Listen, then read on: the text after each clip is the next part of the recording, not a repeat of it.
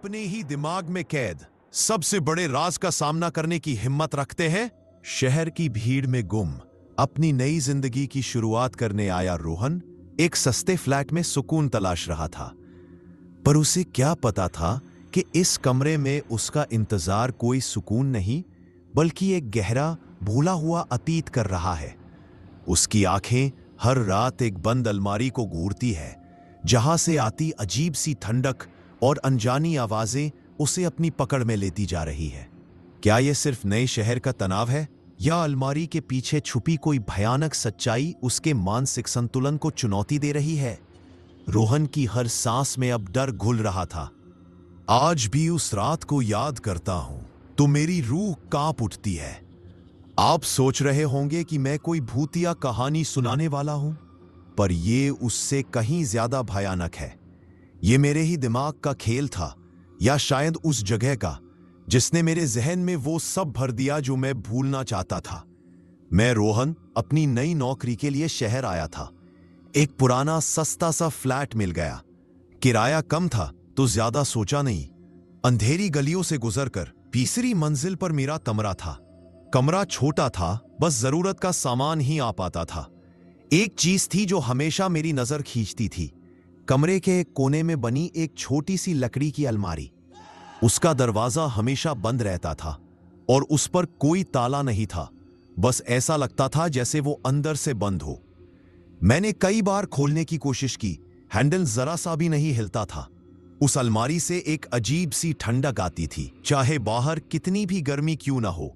उसके आसपास की हवा हमेशा भारी और शांत महसूस होती थी। जैसे ही मैं उस अलमारी को देखता, एक अनजानी बेचैनी मुझे घेर लेती। मुझे लगता था कि शायद ये सिर्फ एक पुराना कमरा है और ये अलमारी बस एक बेजान लकड़ी का ढांचा। मैंने इसे अनदेखा करने की कोशिश की, पर उसकी चुप्पी और वो अजीब सी ठंडक मेरे दिमाग में कहीं गहरे घर कर रही थी। रात को जब सब सो जाते तो मुझे कभी कभी लगता कि उस बंद दरवाजे के पीछे से कोई सांस ले रहा है, बस एक हल्की सी आहट। या शायद ये सिर्फ मेरा वहम था। उस शुरुआत में तो मैंने इसे नजरअंदाज किया, लेकिन वो अलमारी धीरे धीरे मेरी जिंदगी का केंद्र बनती जा रही थी।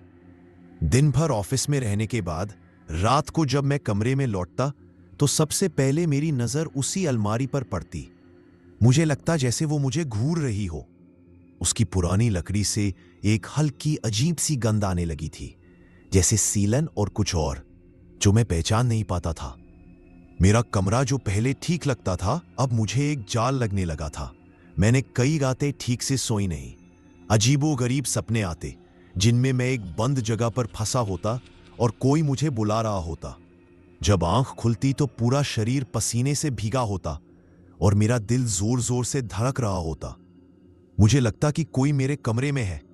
मैं चारों तरफ देखता, पर अंधेरे में सिवाय अलमारी की काली छाया के कुछ नहीं दिखता था। कभी कभी मुझे लगता कि उसके अंदर से कोई हल्की खरोंच की आवाज आती है, जैसे कोई अपनी उंगलियों से लकड़ी पर निशान बना रहा हो। या कभी कोई फुसफुसाहट इतनी धीमी कि मैं समझ ही नहीं पाता कि वो असली थी या मेरे दिमाग का वहम। मैंने अपने दोस्तों से बात करने की कोशिश की, पर उन्होंने इसे नए शहर के तनाव और अकेलेपन का नतीजा बताया। पर मैं जानता था यह उससे कहीं ज्यादा था। मेरे कमरे में चीजें अपनी जगह से हिलने लगी थी। मेरी किताब जो मैंने बिस्तर पर रखी थी अगली सुबह जमीन पर मिलती। पानी का गिलास जो मेज के बीच में था किनारे पर चला जाता। मैं इन सब चीजों को अनदेखा नहीं कर पा रहा था। मुझे लगा कि मैं पागल हो रहा हूं। एक बार रात के सन्नाटे में मुझे उस अलमारी के अंदर से एक बच्चे के रोने जैसी आवाज सुनाई दी। इतनी धीमी, इतनी दर्दनाक कि मेरे पूरे शरीर में सिहरन दौड़ गई। मैं हिम्मत करके उठा, दरवाजे तक गया और कान लगाकर सुनने की कोशिश की। आवाज रुक गई, फिर सिर्फ वही डरावना सन्नाटा। मैं वापस बिस्तर पर आ गया, पर नींद आंखों से कोसों दूर थी। मैंने उसे खोलने की बहुत कोशिश की, हथौड़ी से उसके कब्जों पर मारा, दरवाजे को जोर से खींचा, पर वो तस से मस नहीं हुई। ऐसा लगता था जैसे वो अलमारी उस दीवार का ही हिस्सा बन गई हो। उसकी लकड़ी छूने पर इतनी ठंडी लगती थी जितनी किसी बर्फ की सिल्ली भी नहीं होती। मुझे लगने लगा था कि मैं उस अलमारी के आगे हार रहा हूं। वो मेरी सारी ऊर्जा सोख रही थी।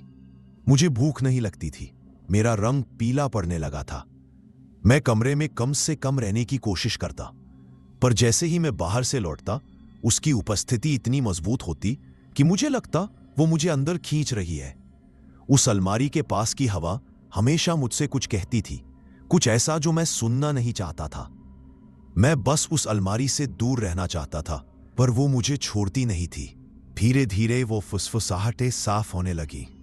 कभी मेरा नाम रोहन एक बच्चे की पतली आवाज में बुलाया जाता, कभी सिर्फ एक डर भरी सिसकी सुनाई देती। कमरे की ठंडक इतनी बढ़ गई कि सर्दियों के अलावा भी मेरे मुंह से भाप निकलने लगी थी। मुझे यकीन हो गया था कि मैं अकेला नहीं हूं। रात को जब मैं बिस्तर पर लेटा होता तो मुझे अलमारी के बंद दरवाजे के पीछे एक धुंधली सी आकृति दिखाई देती। वो हिलती डुलती नहीं थी, बस खड़ी रहती थी, जैसे मुझे देख रही हो। मेरी सांसें अटकने लगती, मेरा दिल इतनी तेजी से धड़कता कि मुझे लगता कि वो अभी फट जाएगा। मैं हिम्मत जुटाकर उस कमरे के इतिहास के बारे में जानने की कोशिश करने लगा। मैंने इंटरनेट पर अपने अपार्टमेंट के पते और गायब या अजीब घटनाएं जैसे कीवर्ड्स डालकर सर्च किया। कई पुराने न्यूज आर्टिकल्स सामने आए। उनमें से एक ने मेरी रूह कंपा दी। वो लगभग 40 साल पुराना एक छोटा सा लेख था। शीर्षक था, तीसरी मंजिल के फ्लैट 303 से रिया नामक बच्ची लापता। यही मेरा कमरा था। उस लेख में लिखा था कि एक 5 साल की बच्ची रिया अपने दोस्तों के साथ लुका छिपी खेलते हुए अपने ही घर से गायब हो गई थी। उसका कोई सुराग नहीं मिला। पुलिस ने केस बंद कर दिया था। उस बच्ची की आखिरी जगह जहां उसे देखा गया था, अलमारी के पास लिखा था। मेरे हाथ कांपने लगे। वो कोई भूत नहीं था, बल्कि एक ऐसी सच्चाई थी जो मेरे सामने थी। वो अलमारी, वो ठंडक, वो आवाजें, क्या मेरे दिमाग का वहम? मुझे छोड़ती नहीं थी। ये सब रिया का इंतजार था, या शायद उसकी चीखें जो कभी बाहर नहीं आ पाई थी। मुझे लगा कि अलमारी अब सिर्फ एक बेजान चीज नहीं, वो सांस ले रही थी।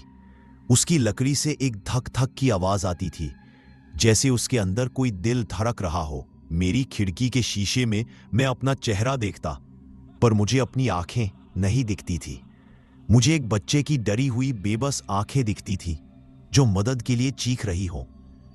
मैं उससे भागना चाहता था, पर मैं उस कमरे में जकड़ा हुआ महसूस कर रहा था। एक रात मैं हिम्मत हारकर उस अलमारी के सामने घुटनों के बल बैठ गया और उससे बातें करने लगा। तुम कौन हो? क्या चाहती हो? बताओ मुझे। मेरी आवाज कांप रही थी, पर मेरे अंदर का डर अब एक अजीब सी जिज्ञासा में बदल रहा था। मुझे लगा जैसे मैं किसी पुरानी कहानी का हिस्सा बन रहा हूं, पर यह कहानी मेरी नहीं थी। अगली सुबह जब मैं उठा तो मेरे बिस्तर के ठीक सामने अलमारी के दरवाजे के पास जमीन पर एक छोटा सा लकड़ी का खिलौना पड़ा था। एक पुरानी टूटी हुई रेलगाड़ी। मैंने उसे कभी नहीं देखा था। वो इतनी ठंडी थी जैसे उसे अभी अभी किसी गहरे फ्रीजर से निकाला गया हो। मैंने उसे उठाया और जैसे ही मेरी उंगलियां उसकी पुरानी लकड़ी को छुईं, मेरे दिमाग में एक बिजली सी कौंधी। मुझे एक धुंधली सी याद आई। एक छोटा सा हाथ, एक अंधेरी जगह और एक दबी हुई रोने की आवाज। ये याद मेरी नहीं थी, पर मुझे लगा जैसे मैंने इसे जिया हो। अब मैं डरा हुआ था, पर मुझे वो राज जानना था। मुझे महसूस हुआ कि वो अलमारी मुझे कुछ दिखाना चाहती है, कुछ याद दिलाना चाहती है।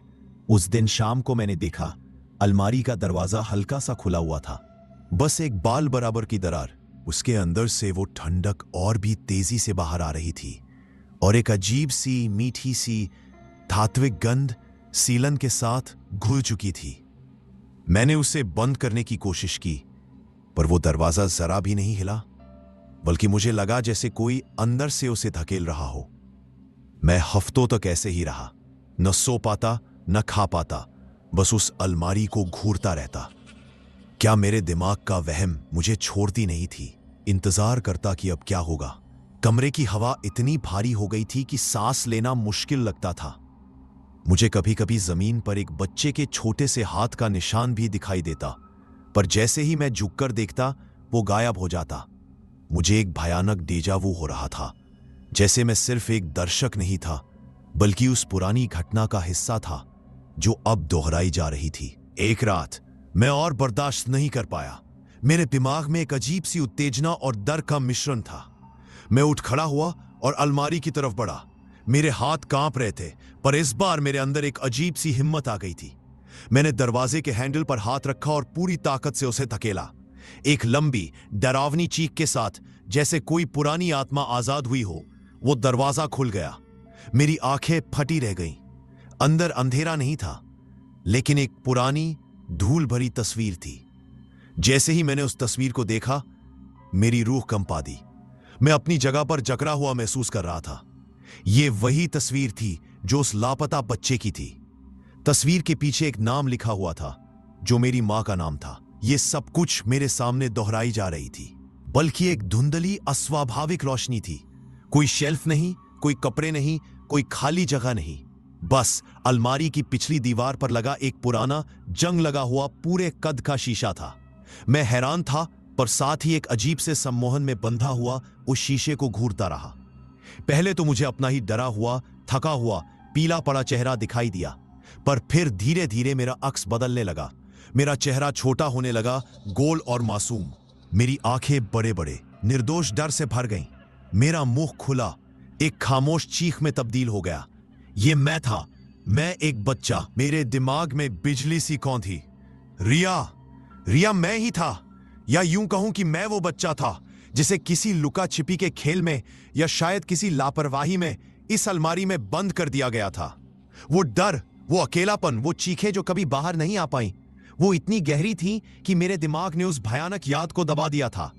रिया की कहानी सिर्फ एक जरिया थी मेरे अवचेतन मन का उस दर्द को बाहर निकालने का। मेरी रूह कंपा दी। मैं उस पल को जी रहा था जब मेरी मां ने उन चीखों को सुना था। उस आवाज ने मुझे गहरे से जकड़ा हुआ महसूस कर रहा था। वो चीखें अब भी मेरे कानों में दोहराई जा रही थी, बिना सीधे सामना किए। वो गायब हुई बच्ची की खबर मेरे ही दर्द का एक बिगड़ा हुआ रूप थी, जो मुझे अपने अतीत से जोड़ रही थी। वो अलमारी किसी भूत की कैद नहीं थी, बल्कि मेरी अपनी भूली हुई, दबी हुई ट्रॉमा का एक स्मारक थी। वो सत्ता कोई बाहर की शक्ति नहीं थी, बल्कि मेरा अपना बचपन, मेरा खोया हुआ मासूम, जो याद किया जाना चाहता था, आजाद होना चाहता था। शीशे में दिख रहा बच्चा रोहन अब मुझे अपनी तरफ खींच रहा था। उसकी आंखें, उसकी खामोश चीख मेरे अंदर एक और दर्दनाक याद को जगा रही थी।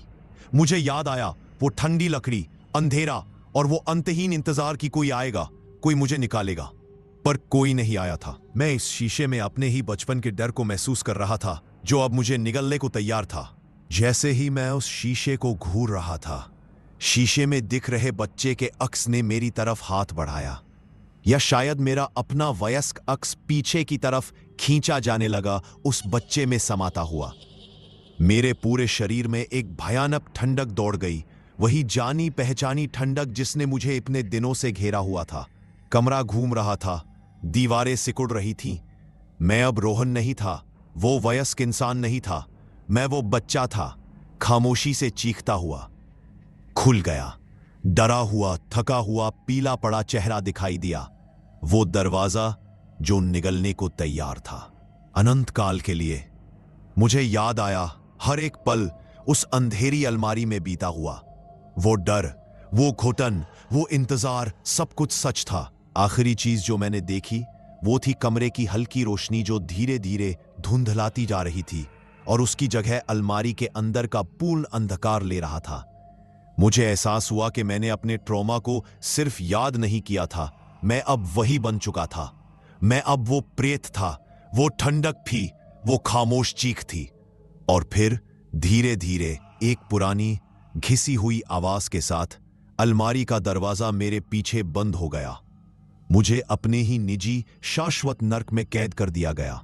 चक्र पूरा हो चुका था। मैं वो भूला हुआ बच्चा था, हमेशा के लिए उस अंधेरे में कैद, इंतजार करता हुआ कि कोई दरवाजा खोलेगा, कोई मुझे याद करेगा, पर कोई कभी नहीं करेगा। मैं वो खामोश फुसफुसाहट हूं, वो आती जाती परछाई हूं, हमेशा खुद के साथ लुका छिपी खेलता हुआ, हमेशा के लिए खोया हुआ। वो शीशा अब सिर्फ अंधकार दिखाता है, इंतजार करता है अगले शिकार का, या रोहन के अगले रूप का जो याद करेगा। और इस कमरे के सन्नाटे में आज भी कभी कभी उस बंद अलमारी के अंदर से एक हल्की डरावनी बच्चे की हंसी सुनाई देती है। क्या आप सुन सकते हैं इस रूह कंप